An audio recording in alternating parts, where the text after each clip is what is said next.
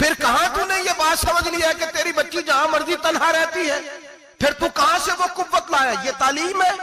इकबाल ने कहा, यार मशरिक हवस में गलता, शबाब उरिया शराब इसियां, इसे भी देखो गरी के इसियां, हम ऐसी तहजीब क्या करेंगे। और इकबाल कहने लगे, तुम्हारी तहजीब खुद अपने खंजर से खुदकुशी करेगी, इसलिए कि जो शाखे नाजुक पे बनेगा आशियाना वो ना पायदार होगा। मेरे भाई, हम लोग पहले हाथ में आग का अंगारा देते हैं, फिर कहते हैं बेटे तूने जलना नहीं। हम पहले उसको सारी सहूलियात देते हैं, फिर कहते हैं तूने बिगड़ना नहीं। मेरे नबी रहमत नूर मुजस्सम शफी मुअज्जम सल्लल्लाहु अलैहि वसल्लम ने फरमाया, जो बीबी बन संवर के बाजार जाए, मेरी तरफ देखे, आंखें खोल के देखे, ये हदीस आपने सुनानी है। इंशाल्लाह बोलिए, सुनाएंगे इंशाल्लाह ताला, बोल के इंशाल्लाह कहिए, आपको सवाब होगा। सुनाएंगे इंशाल्लाह। मेरे नबी करीम सल्लल्लाहु अलैहि वसल्लम ने फरमाया, जो औरत बन